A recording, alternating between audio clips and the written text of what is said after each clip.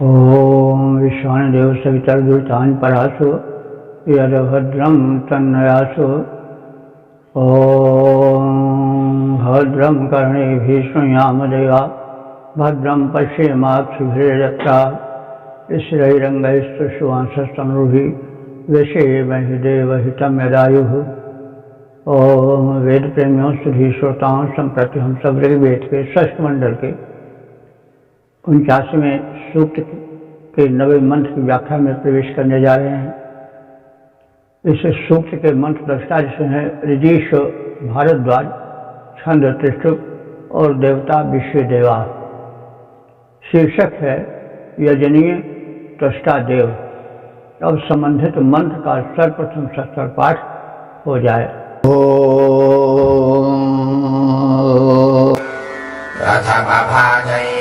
यशसं वयोधां सुपाणिं देवं सुगभस्तिवृद्धम् होतायक्षद्यजदं पस्त्यानामग्निस्त्वष्टारं सुहवं विभावा।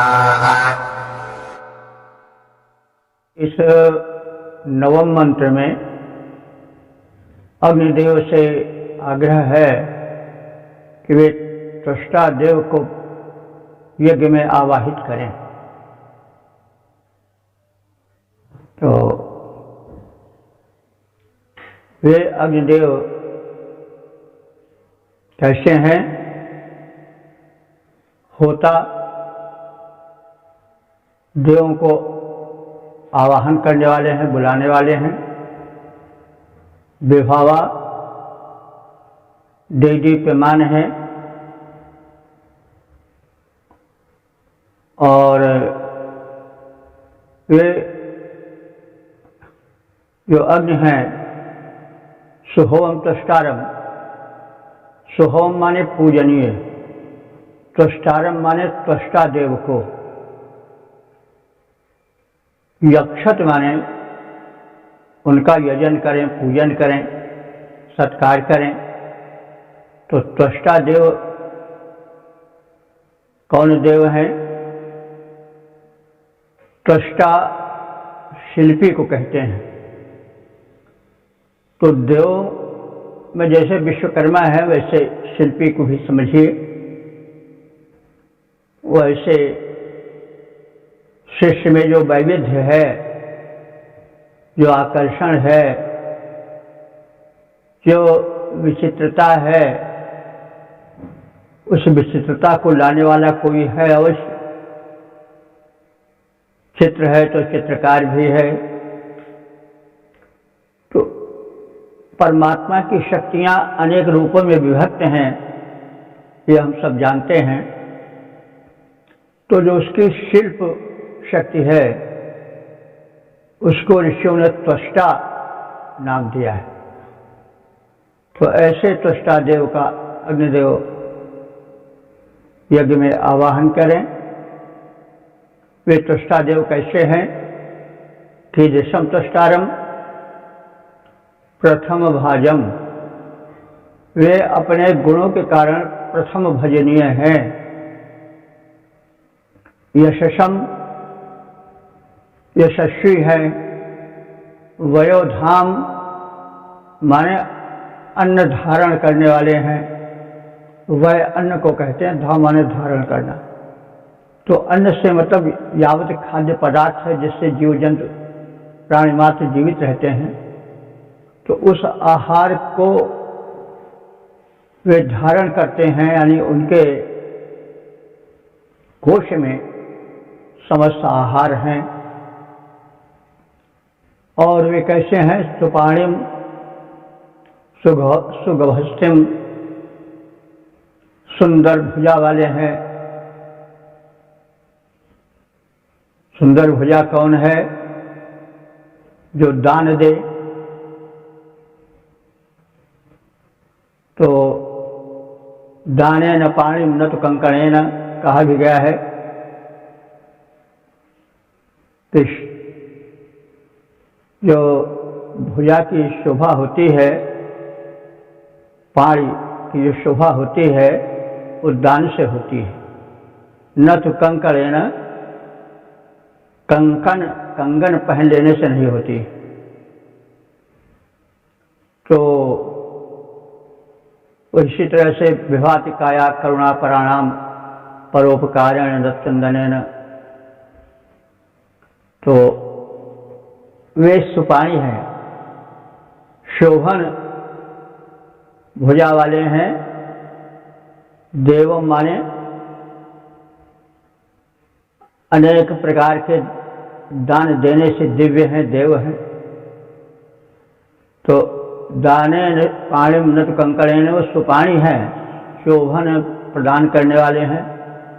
सुगभस्तिम, गभस्य माने भी हाथी होता है। तो दान देने वाला हाथ प्रायः दाहिना होता है, तो इसीलिए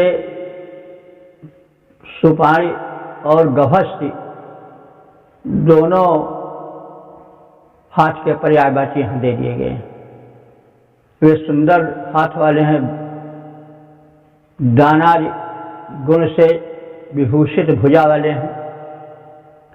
ऋभम माने प्रकाशमान है अपने तेज के कारण।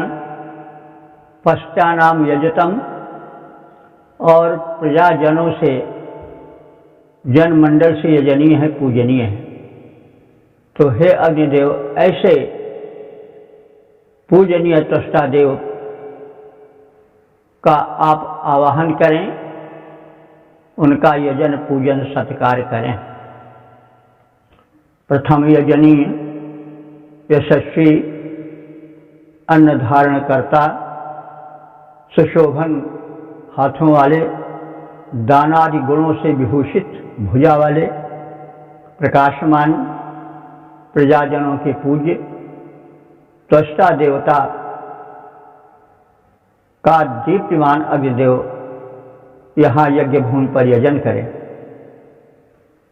जो कि प्रथम यजनीय यशस्वी करें अन्न जो धारण, दानादि गुणों से युक्त सुभुज हैं, करते कष्ट निवारण, प्रजाजनों के पूजनीय जो त्वष्टा देव सुहाएं अग्निदेव, उन दीप्तिमान का यजन करें, शुभ लाएं।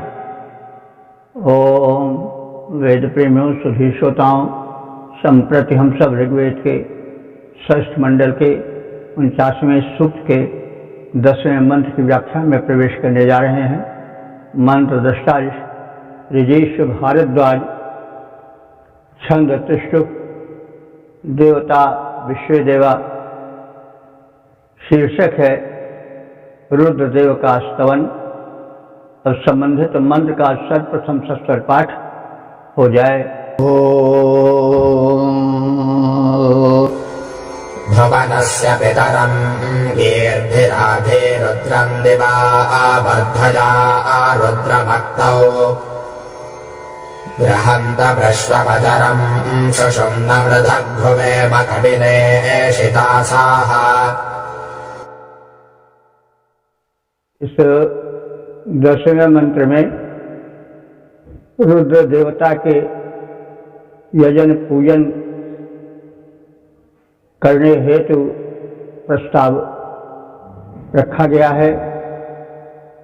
अस्तोतारः, हे स्तुतिकर्ताओं, इस यज्ञ अवसर पर भुवनस्य पितरम रुद्रम, भुवनस्य माने भुवन के सभी लोकों के, पितरम माने पालक, पालन करता, रुद्र देवता का आभि गिर भी इन स्तुति गिराओं द्वारा, यानी स्तुति वाणियों से, स्तुति परक वचनों से, शब्दावलियों से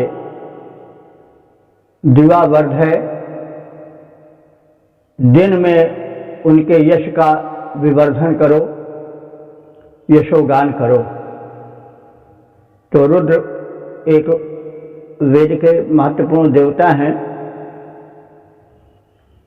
रोदेति दुष्टानित रुद्र, जो दुष्ट दानवीय शक्तियों को रुला दें, वे रुद्र हैं। तो सृष्टि तो यह विषम गुणों से युक्त ही है।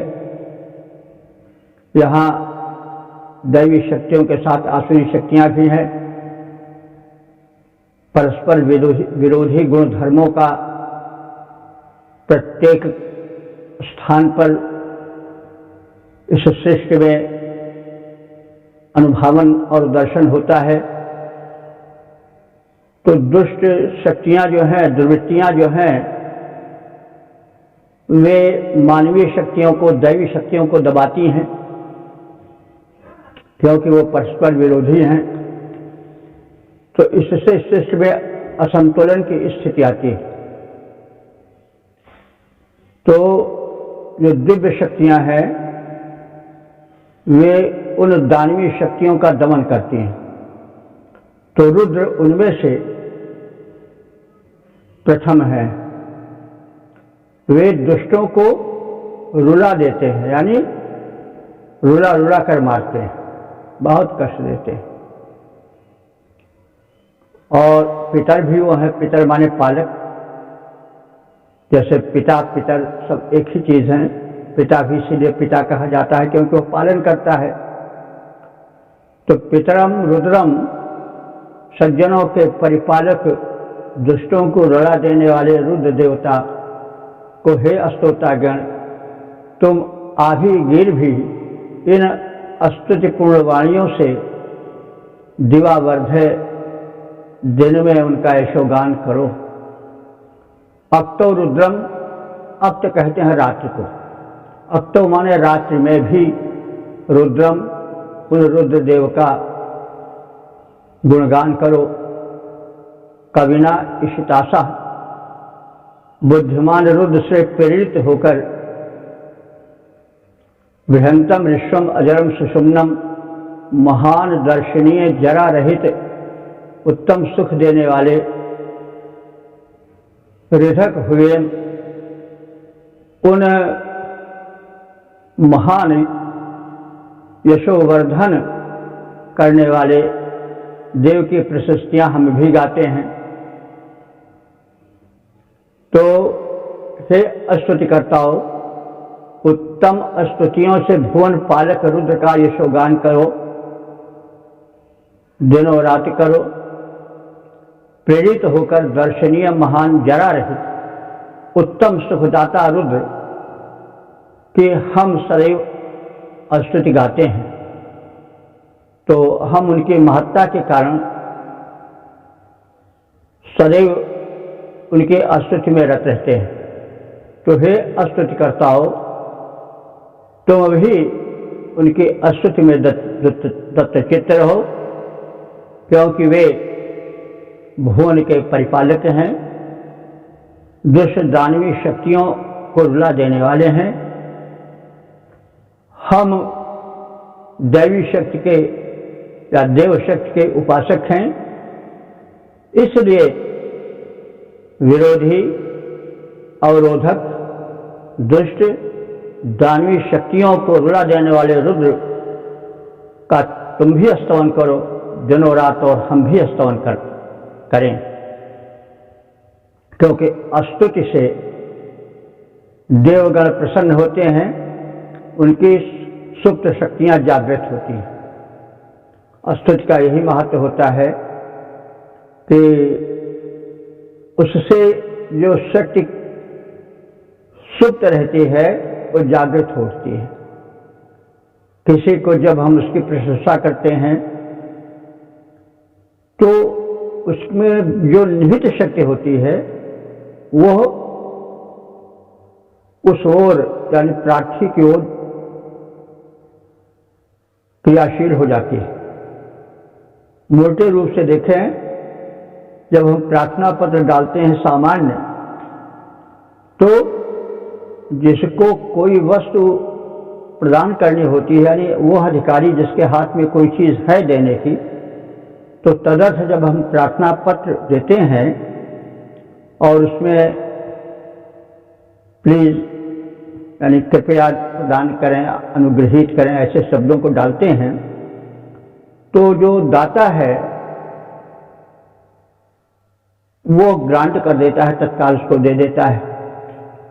तो अस्तुत से दाता की दृष्टि उस ओर जाती है। यही अस्तुत का महत्व है। अस्तुत का अर्थ किसी प्रकार से चापलूसी नहीं समझनी चाहिए। हाँ, अस्तुति में बल होना चाहिए और पात्रता भी होनी चाहिए, भी जान ले। कोई व्यक्ति पात्र नहीं है तो लाख एप्लीकेशन दो, ग्रांट नहीं होगी, उससे कुछ नहीं मिलेगा। तो पात्रता भी आवश्यक है।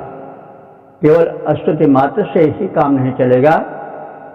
और पात्रता रहे लेकिन कोई अप्लाई न करे, कोई प्रार्थना न करे तो भी नहीं वस्तु मिलेगी। तो इस वास्तविकता को रख करके वैदिक ऋषि जो है वह संबंधित देव का आराधन करता है, स्तवन करता है, पूजन करता है, ताकि उसे संबंधित शक्ति द्वारा संबंधित वस्तु मिल सके। भुवनों के पालक रुद्र देव हैं, जरा रहित सुंदर महान। उन सुखदायक का दिनों रात हम करते रहते यशोगान। ओम वेद प्रेमियों सुधी श्रोताओं, संप्रति हम सब ऋग्वेद के षष्ठ मंडल के 49वें सूक्त के 11वें मंत्र की व्याख्या में प्रवेश करने जा रहे हैं। मंत्र दृष्टा ऋषि ऋजीश भारद्वाज, छंद त्रिष्टुप, देवता विश्व देवा और शीर्षक है मरुतों का वृक्ष में योगदान। अब संबंधित मंत्र का सर्वप्रथम सस्वर पाठ हो जाए। ओम आयवानः कवयो यज्ञजासो मरुतो गन्धगृणतो मनस्याम् चित्रम् चिद्यजन्मथा मृदन्त इत्थानक्षन्तो नरो अङ्गिरस्वत। इस 11वें मंत्र में मरुतों का वृक्ष में योगदान और उनसे यथोचित वृष्टि हेतु प्रार्थना है। मरुत आप जानते हैं ये 49 संख्यक हैं, 7 गणों में विभक्त हैं। और हम मोटे तौर से कहें तो जितने गैसेज हैं, जितने प्रकार के वायु हैं, वे सब मरुत गण के अंतर्गत समाहित हैं। अब जैसे मरुत का एक रूप है मानसूनी पवन, चक्रवात वाले पवन के अनेक रूप हैं। चक्रवाती होती है, कुछ तो विनाशक होती हैं, आंधी तूफान चक्रवात, और कुछ पोषक तत्व भी होते हैं। तो मरुत भी, रुद्र भी, जो जितने हैं ये सब क्षत्रिय प्रकृति और कुछ क्रुद्ध उग्र स्वभाव वाले हैं। और मरुदगण जो है वो रुद्रीय भी कहे जाते हैं, रुद्र के पुत्र हैं। जो पितय रुद्र हैं, क्रोधी हैं, जो पुत्र भी तो कुछ रहेगा उसी गुण से युक्त। तो लेकिन जो क्रोधी होते हैं वो कुछ काम भी करते हैं। ऐसे नहीं अगर वैसे क्रोधी हो तब तो रोगी हैं वो। लेकिन जो क्रोधी हैं तो वे क्रोध से जहाँ दुष्टों का जमावला रहता है वहाँ उसे हटाते भी हैं क्रोध से। तो क्रोध भी एक गुण है। हाँ, तलवार की तरह दुधारा होता है, दोनों ओर से प्रहार हो सकता है। क्रोध अच्छे शुभ कार्य में भी होता है, दुष्टों को संहार में भी होता है, और दीनों को दुखाने में भी हो सकता है। तो अस्त्र है, उससे रक्षा भी कर सकते हो और उससे संहार भी कर सकते हो। तो ये सब है, देव शक्तियाँ हैं। तो इसमें मरुतों का दान में क्या योग है, ये प्रायः मानसूनी पवन की ओर संकेत है। युवाना माने हे नित्य युवा बने रहने वाले मरुदगण। तो ये तो जैसे शिष्ट के आज में सतयुग आज में क्रियाशील थे, वैसे आज भी हैं, आगे भी रहेंगे। इसलिए नित्य युवा हैं, इनमें वार्धक्य दोष नहीं आता, क्षीणता नहीं आती है कि जवानी में तो ताकतवर है, बुढ़ापे में कोई टकावे उठावे तो उठ पाएंगे, ऐसी बात नहीं। इनमें जरा दोष नहीं है। ये युवाना मने नित्य युवा बने रहने वाले कवया और ज्ञानी भी हैं। ऐसे नहीं कि अज्ञानी है, जैसा पाए वैसा कर डाले। यज्ञासा ये यजनीय है। मरुतः ऐसे मरुतो जो नित्य युवा हो, ज्ञानी हो, यजनीय हो।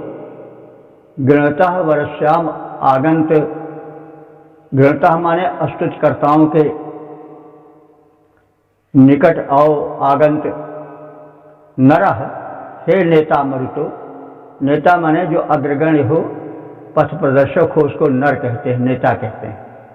इत्था वृद्धंत, इस प्रकार से अपनी शक्ति से वृद्धमान होते हुए, बढ़ते हुए गतिशील बनो। अचित्रम चित्रम जन्नत, अचित्रम माने जहाँ औषधियों का चित्र विचित्र रूप नहीं है, यानी औषधिहीन जो प्रदेश हैं, उस प्रदेश को भी जिन्नत विष से तृप्त कर दो। अंग रस्वत और उष्ण रश्मियों से गतिशील बनो। हे नित्य युवा, ज्ञानी, पूज्य मरुतों, तुम स्तुति करने वालों के पास जाओ। उष्ण रश्मियों से गतिशील बने तुम। जब अंतरिक्ष में बढ़ते हो तब वृक्ष का योग बनता है। तुम जहाँ वृक्ष वनस्पतियाँ नहीं हैं वहाँ भी वृक्ष कराते हो और वृक्ष कराते रहो। तो ये मरुत वितरक है ना, ये नहीं कि जहाँ जल हो वहीं बरसें, जहाँ वनस्पति हो वहीं बरसें। ये सब जगह बरसते हैं, समान वितरण करते हैं।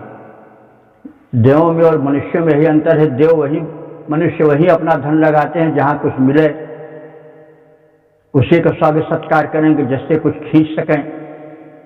जिससे कुछ मिलना नहीं उसकी ओर क्यों ध्यान दें। लेकिन देव शक्तियों में यही होती है प्रधानता को समान वितरण सर्वत्र करते हैं। जहाँ बिल्कुल सूखा है, जल का अभाव है, वहाँ भी वो बरसते हैं, जल लाकर गिराते हैं, तो उनका वितरण बड़ा ही साम्य भरा होता है। तो हे नित्य तरुण ज्ञानी मरुतों, तुम पूजनीय, अतिशय महान। तो हे नित्य युवा, ज्ञानी, पूज्य मरुतों, तुम स्तुति करने वालों के पास जाओ। उष्ण रश्मियों से गतिशील बने तुम। जब अंतरिक्ष में बढ़ते हो तो वृक्ष का योग बनता है। तुम जहाँ वृक्ष वनस्पतियाँ नहीं हैं वहाँ भी वृक्ष कराते हो और कराते रहो। हे नित्य युवा, हे नित्य तरुण ज्ञानी मरुतों, तुम पूजनीय, अतिशय महान। तुम करो वहाँ प्रस्थान जहाँ होता हो तेरा यशोगान। किरणों के द्वारा उष्ण बने जब अंतरिक्ष में जाते हो, जो पादप शून्य देश उनमें भी जल की वृष्टि कराते हो, तो रवि रश्मियों की ऊष्मा से पवन में गतिशीलता आती है और वर्षा का योग बनता है।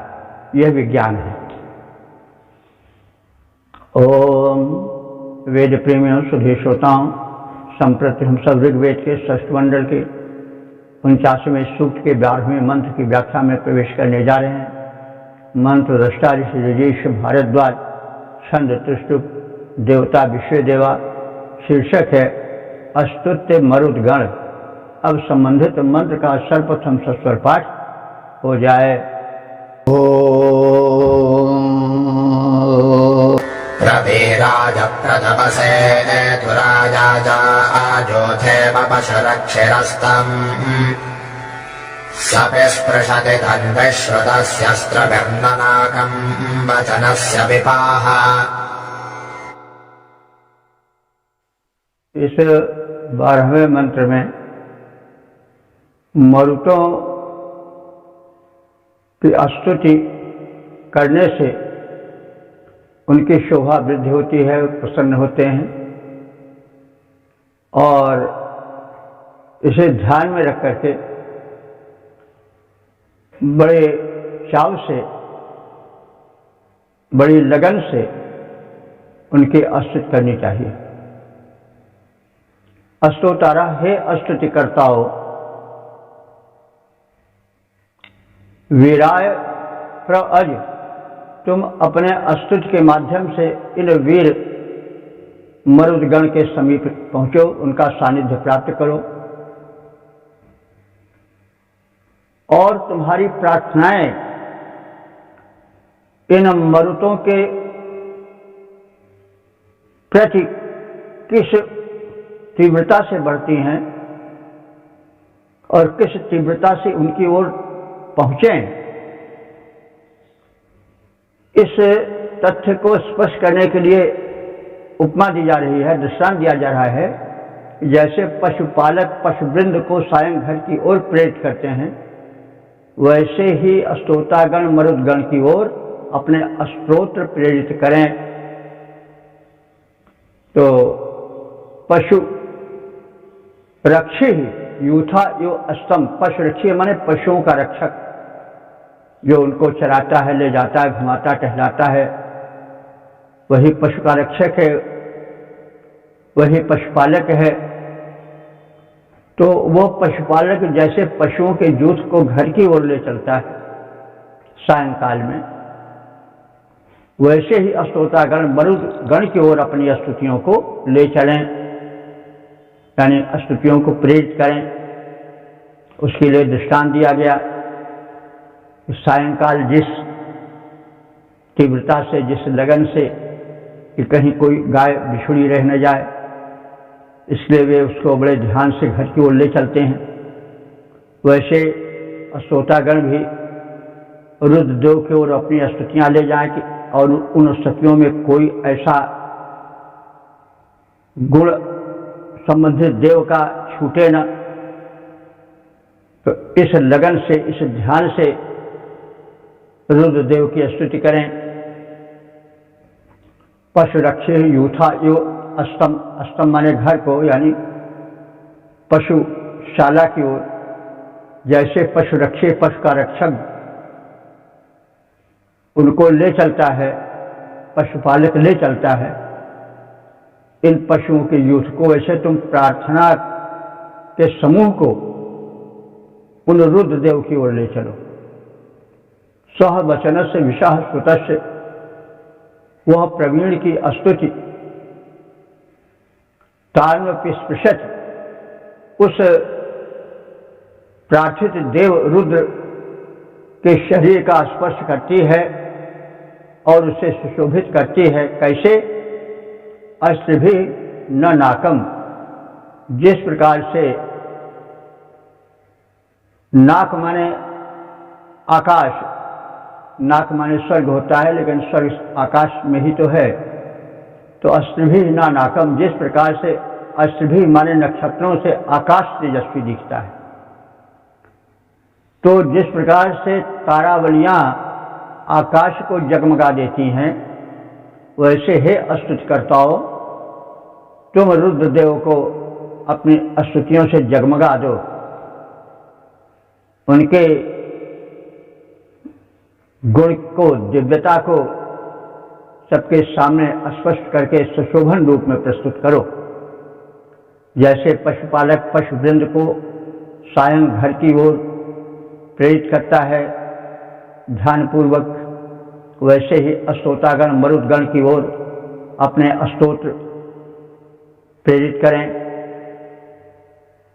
स्तोतागण की स्तुतियां मरुदगण के मन एवं तन को प्रभावित करती रहें और वे वैसे ही उसको प्रभावित करती हैं, उन्हें सुशोभन बनाती हैं, उनकी सुंदर छटा को प्रकट करती हैं।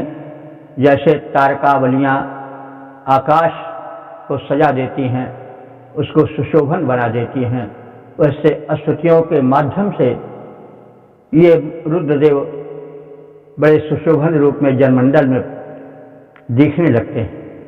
तो यह स्तुति का बल है और अस्तित्व को सुशोभन बना करके रुद्रदेव की ओर, हे असोतागण, तुम प्रेरित करो, प्रार्थना करो। घर की ओर गोप गायों को प्रेरित करते जैसे, घर की ओर गोप गायों को प्रेरित करते जैसे मरुदगणों को स्तोता स्तुतियाँ भेजें, अब वैसे अस्तोता की स्तुतियाँ तन मन छू लेने वाली, शोभित उनसे मरुत यथा तारों से रजनी काली।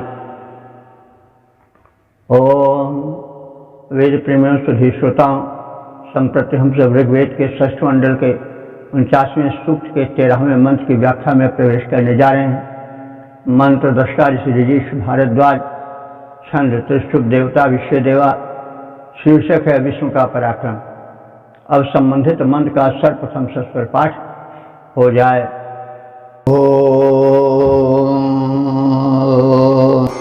यो रजांसि विममे पार्थिवामित्रश्चिद्विष्णुरमनवे बाधिकाय तस्य ते शर्मन्दुपदद्यमाने राजा मदे मतन्वा आतनाच। 13वें मंत्र में विष्णुदेव के त्रिविक्रम रूप का कथन है। तो इसका पुराणों में तो बहुत वर्णन है, बड़ी चर्चा है। बल के लिए वहाँ कहा गया है कि बल से भूमि हरण करने के लिए 3 पग भूमि वामन ने मांगी थी, यानी विष्णु ने वामन का रूप धारण किया और राजा बलि को जो है वो इस प्रकार से छला। लेकिन वेद में छलने का विचार नहीं है।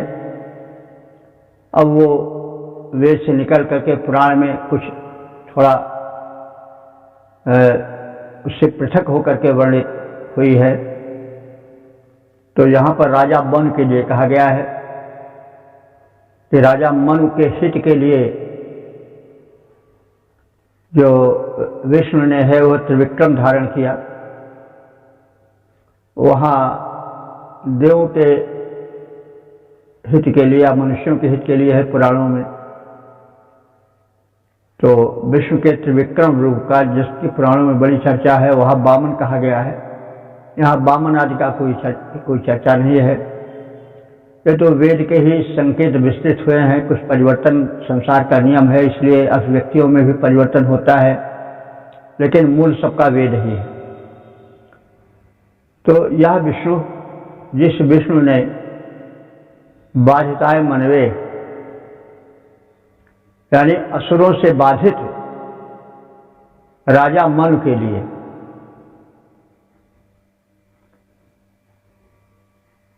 पार्थिवान रजांश, तीनों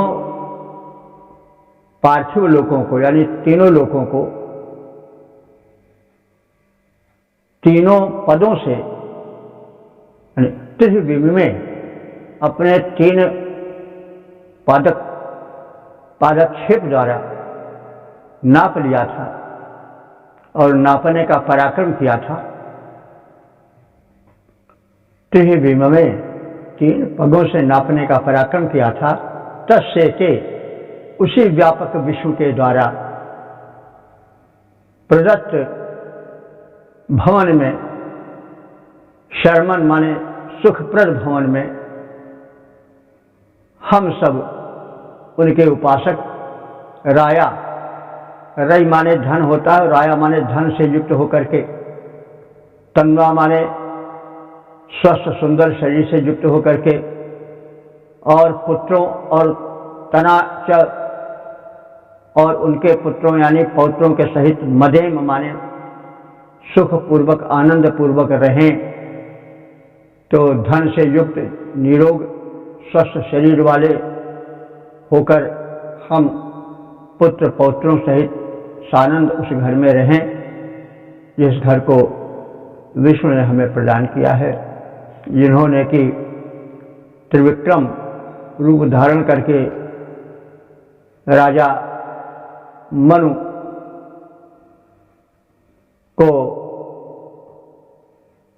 सुख से रहने के लिए भूमि प्रदान किया था, वे ही विष्णु हमें अपने घर में सुख पूर्वक रहने, सुखी जीवन के साथ साथ संपन्न और पुत्र पौत्रों से भरे जीवन के आनंद से परिपूर्ण करके हमको निवास का अवसर देते रहे।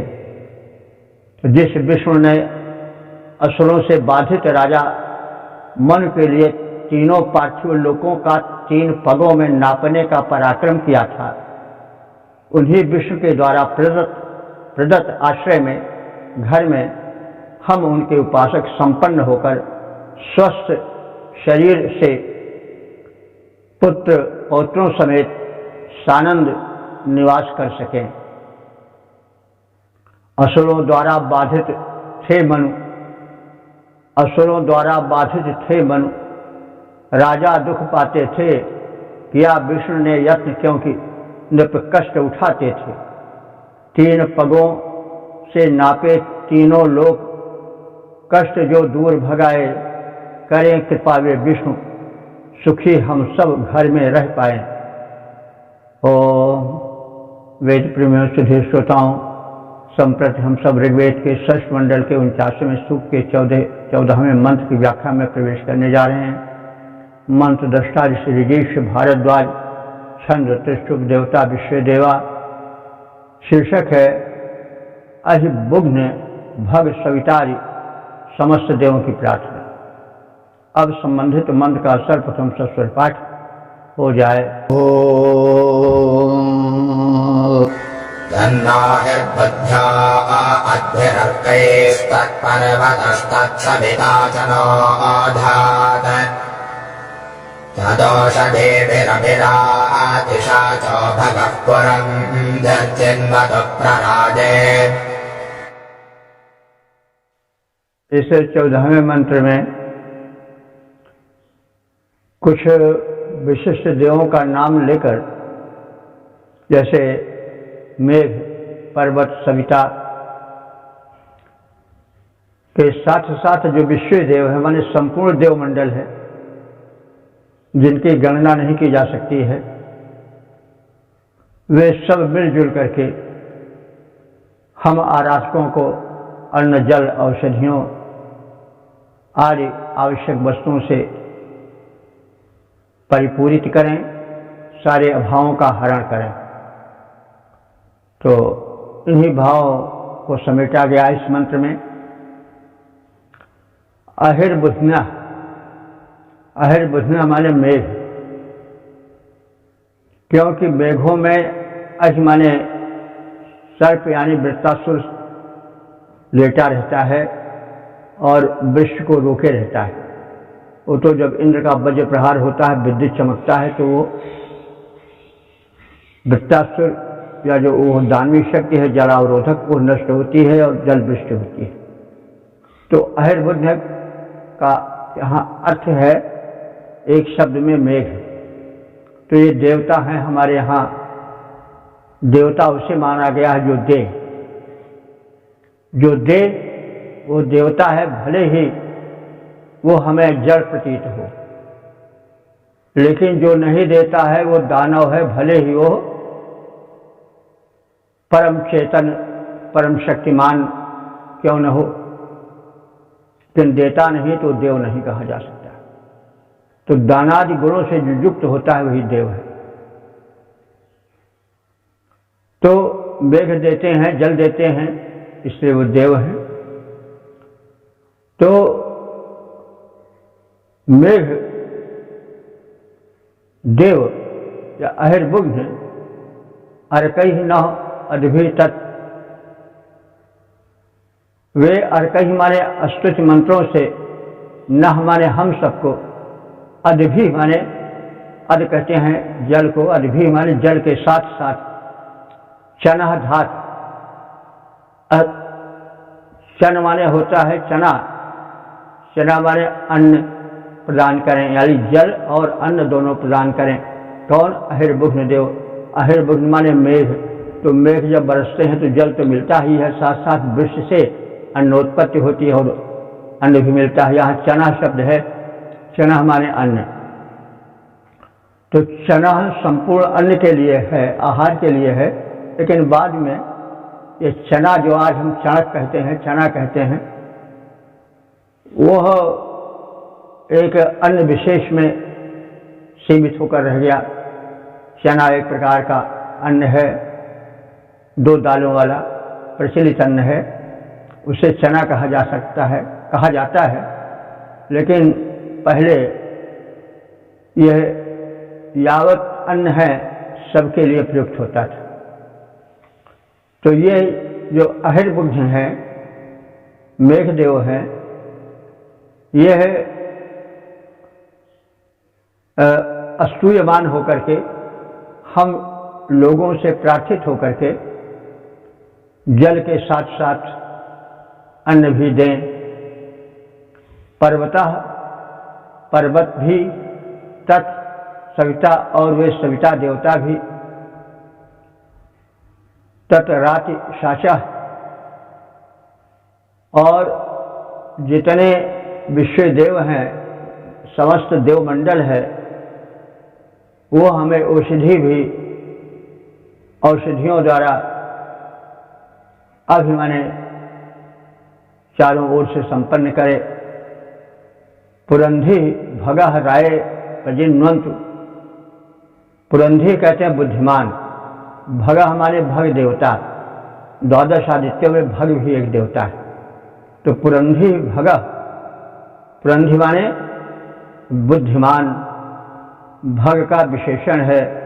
भग एक देवता है 12 आदित्यों में, तो बुद्धिमान भग देव भी राय प्रजिन्वत हमें धन प्राप्ति की ओर प्रेरित करें,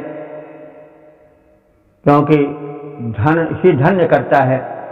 यदि हमारे पास धन न रहा तो हम निर्धन हो करके धन्यता तो कभी नहीं प्राप्त कर सकते। तो धन की अनेक कोटियां हैं। जो द्रव्य धन है वो तो है ही है, साथ साथ स्वास्थ्य धन, विद्या धन, बुद्धि धन, यशोधन, अनेक धन हैं। तो वो समस्त धन हमें प्राप्त कराएं। अनेक मंत्रों से अस्तूयमान आहिर्बुघ्न यानी मेघ देवता, पर्वत देवता, सविता देवता और विश्व देव यानी जितने देव मात्र हैं, जितने देव हैं, और सभी देव हैं जिनकी गणना नहीं हो सकती, क्योंकि जो देते हैं वो सब देव हैं। तो प्रकृति का प्रत्येक पदार्थ किसी न किसी रूप में हमें देता ही रहता है, इसलिए वे सब देव हैं। दानात यानी दानादि गुणों से जो युक्त हो वही देव है। तो ये समस्त देव हमें अन्न, जल, औषधियाँ प्रदान करें। अत्यधिक बुद्धिमान भग देवता हमारे हेतु धन प्रेरित करें। जिनके स्तुति हुई अमित मंत्रों के द्वारा अहिर्बुद्ध देवता हमें देवें जलधारा, पर्वत, सविता, भग, विश्व देवासुर सारे अन्न, नीर, औषधियाँ देवें हेतु हमारे। ओम वेद प्रेमियों, सुधी श्रोताओं, संप्रति हम सब ऋग्वेद के षष्ठ मंडल के 49वें सूक्त के 15वें मंत्र की व्याख्या में प्रवेश करने जा रहे हैं।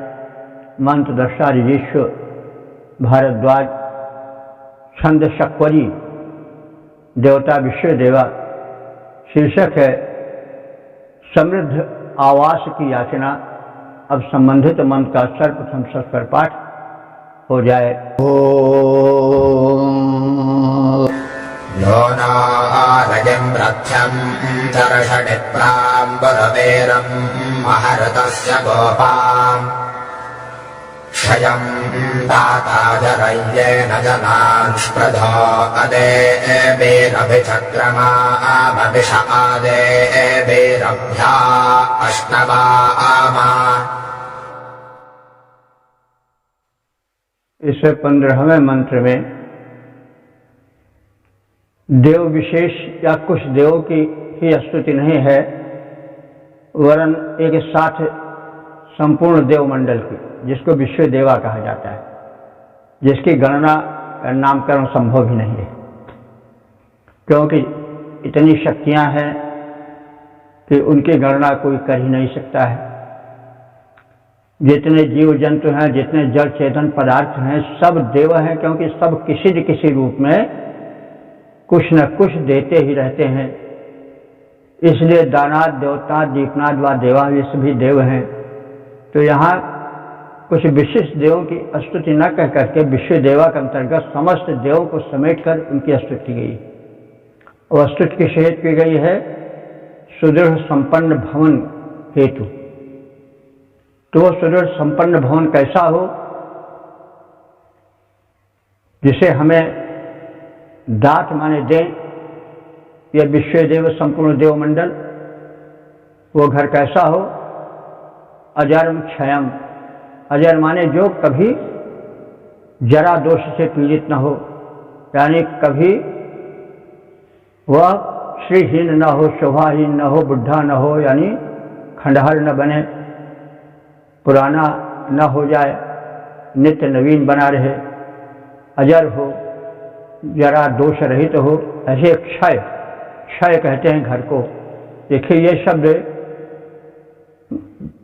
घर के अर्थ में आजकल नहीं प्रयुक्त होता। क्षय शब्द तो अब किन्हीं कारणों से समय के प्रवाह में क्षीण हो गया है। अपने गुण से किसी को कह दो हम क्षय दो तो वो प्रसन्न नहीं होगा, रुष्ट हो जाएगा, क्योंकि क्षय विनाश के लिए आजकल प्रयुक्त होता है। लेकिन ऋग्वेद में क्षय घर के लिए, आश्रय के लिए प्रयुक्त हुआ है। तो अजरम क्षयम दात, देवा हे संपूर्ण देव, हमको अजरम क्षयम दात, अक्षय सुदृढ़ घर प्रदान करो। वो घर कैसा हो, रक्षम, रथ से युक्त हो, और कैसा हो, चर्षणी प्राण, अनेक अनुचरों से युक्त हो, और पूर्वीरम, और अनेक पुत्र पौत्रों और परिवार मंडल से युक्त हो। महा माने महान हो, और ऋतस्य, ऋत कहते हैं यज्ञ को, ऋत कहते हैं सत्य को, और यज्ञ का साधन भूत हो। गोपाम, गोपाम कहते हैं रक्षण युक्त हो, और वो घर सुदृढ़ हो, रक्षण से युक्त हो। गोप माने रक्षक होता है। गोप एक ग्वाले के लिए आता है, लेकिन वो भी गायों को रक्षण करता था, इसलिए गोप था। पालने मतलब पारक्षण के हेतु यहाँ पर प्रयुक्त है। तो ऐसा हे देव, तुम हमें रथ युक्त और असंख्य अनुचरों के साथ अनेक पुत्रों से युक्त यज्ञ का साधनभूत सुदृढ़ घर दो। तो अजरम क्षयम दात, येन जनान, येन माने जिसके द्वारा, जनान माने शत्रुजनों को, अदेवी अस्पृधा, और जो अदेवी हैं यानी देव दिव्य गुणों से युक्त नहीं है, अस्पृधा, स्पर्धा करने वाले, लाग डांट करने वाले शत्रुगण हैं, जो ऐसी राक्षसी सेना है, उसको उस घर के माध्यम से और घर के साधनभूत साधनों के माध्यम से, घर में जितने हमारे रक्षण साधन हैं उनके माध्यम से, धन धान्य के माध्यम से, पुत्र पौत्रों के माध्यम से जो हमारे घर में हैं, उन सब के माध्यम से हम राक्षसी सेना को अभिक्रमाम माने उसको पराभूत कर सकें, परास्त कर सकें। तो हे देव, तुम हमें रथ युक्त और असंख्य अनुचरों के साथ अनेक पुत्रों से युक्त भरे पूरे परिवार की, जो कि ऐसे घर की जो कि यज्ञ का साधनभूत हो और सुदृढ़ हो, ऐसे घर को प्रदान करो जिससे हम शत्रुओं को और लाख डांट फोड़ करने वाले नीचों को,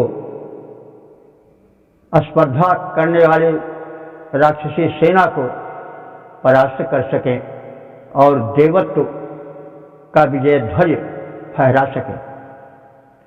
हे समस्त देवों, हमको अत्यंत पुष्ट घर करो प्रदान, जिसमें हो रथ अगणित अनुचर, सुंदर पुत्र वीर बलवान, होते रहें यज्ञ जिसमें नित, कर्म सदा हुए अवदात, अस्पर्धी अरे और राक्षसी सेना को कर सके परास्त, ऐसा भवन हमको प्रदान करो। इस प्रकार से हमने इस ऋग्वेद के षष्ठ मंडल के 49वें सूक्त के 15 मंत्रों की व्याख्या का संक्षिप्त परिचय प्राप्त किया। अब तक जो व्याख्यायित मंत्र हो चुके हैं उनकी संख्या है 4886। यह परम प्रभु की अनुकंपा है, वेद भगवान की कृपा है कि इसे व्याख्या में थोड़ा मोड़ा साफल्य हम सबको मिल रहा है। वैसे तो वेद अथाह समुद्र हैं, फिर भी कुछ न कुछ तो प्रभु कृपा से प्राप्त ही हो रहा है। तो अब हम इस जो सूक्त है उसका संक्षिप्त परिचय प्राप्त कर लें। हम सब जानते हैं कि जो वैदिक पूजा पद्धति थी वो यज्ञ माध्यम से होती थी। अग्निकुंड में प्रज्वलन अग्निदेव का होता था, उसमें आहुतियाँ पड़ती थी, मंत्रोच्चार होता था। मंत्रोच्चार में विभिन्न देव का स्तवन होता था, उनका आवाहन होता था और आहुतियों के साथ साथ उनसे दिव्य शक्तियों की तृप्ति की कल्पना की जाती थी। पर्यावरण शोधन होता था और अपने मनोरथ, अपनी वांछाएं प्रार्थना भरे स्वरों में देवों के आगे प्रकट की जाती थी और उनसे कामना की जाती थी कि वे हमें स्वास्थ्य दें, सुख दें, धन दें, संपन्नता दें, सद्भाव दें, संरक्षण दें, आदि आदि। तो वही बात इस सूक्त में भी है। विश्व देवा इस सूक्त के देव हैं। विश्व देवा के अंतर्गत सभी देव आ जाते हैं, यानी देवों का अंत तो है नहीं। उनके नाम को कोई पूछे तो पूछना भी समझदारी नहीं है, बताने का प्रश्न ही नहीं होता है। अनंत देव हैं। जब हम कितने जीव जंतु हैं सबकी गणना नहीं कर सकते हैं, सबका नामकरण नहीं कर सकते हैं, तो फिर हम उनका नाम कैसे बता सकते हैं। और सृष्टि में जितने पदार्थ हैं हमको सब देते ही रहते हैं।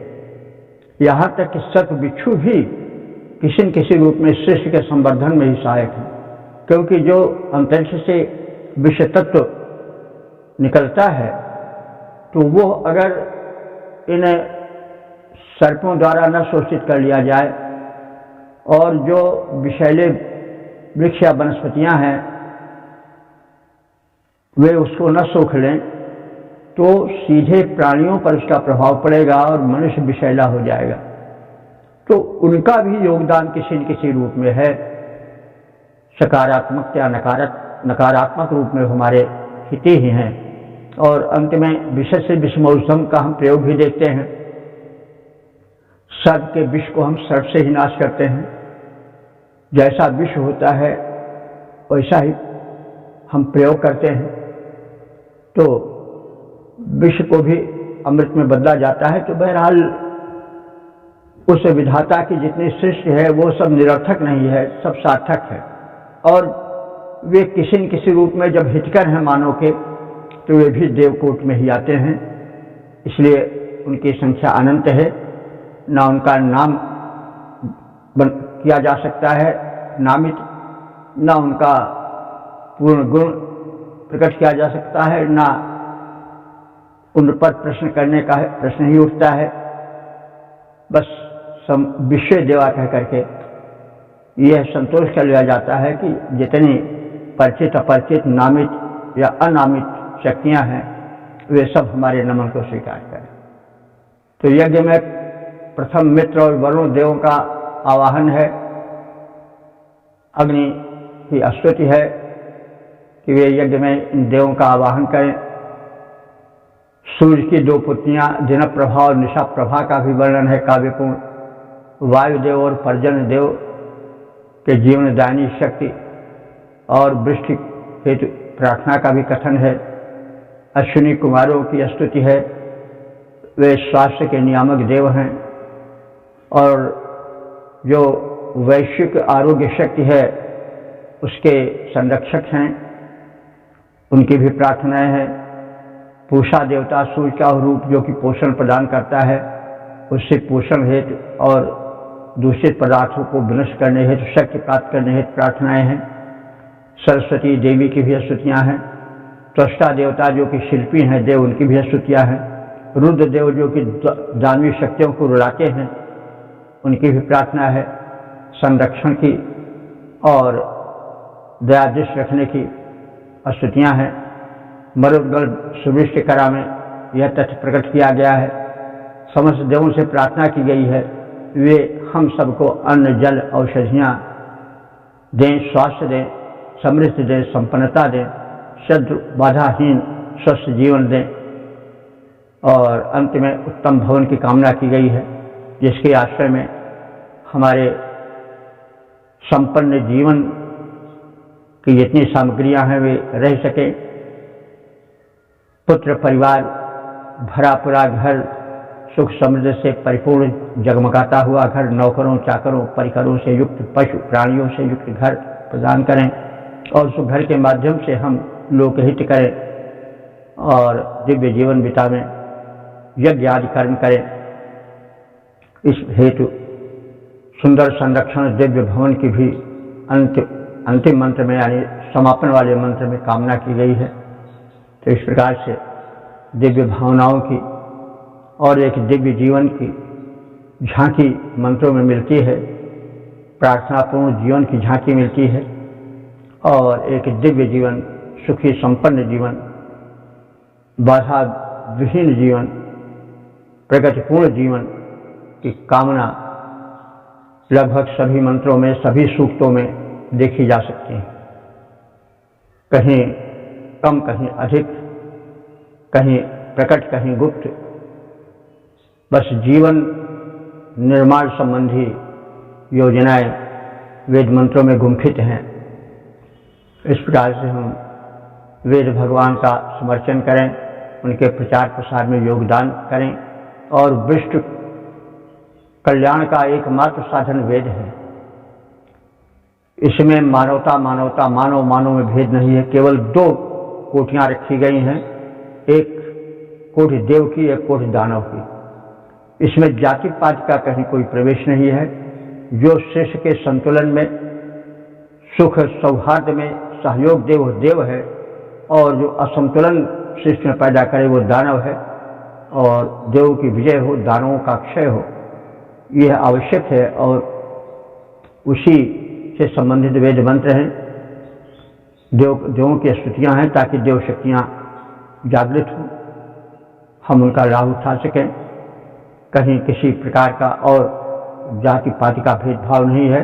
बस दो वर्ग हैं, एक देव वर्ग, एक दानव वर्ग। देव वर्ग सृष्टि में संतुलन रखता है, सुख सौख्य प्रसार करता है और दानव वर्ग जो है वो अनिष्ट का संयोजन करता है, नकारात्मकता को लाता है। तो यह संघर्ष सदैव रहा है, रहेगा। इसमें किसी संप्रदाय, पंथ, जात पात का भेदभाव नहीं है। देव और दानव का युद्ध है, सद्वृत्तियों और दुर्वृत्तियों का संघर्ष है। यह प्रत्येक मनुष्य में व्यक्तिगत भी है, राष्ट्र में भी है। तो शत्रुता व्यक्ति से नहीं, व्यक्ति के स्वभाव से या उसकी प्रवृत्ति से संघर्ष होना चाहिए। तो यह वेद का उदात्त दृष्टिकोण है। वेद मंत्रों के प्रचार प्रसार से, सम्यक ज्ञान से तमाम अज्ञान दूर हो जाएंगे। ओम सर्वे भवन्तु सुखिनः सर्वे सन्तु निरामयाः सर्वे भद्राणि पश्यन्तु मा कश्चित् दुःखभाग् भवेत्।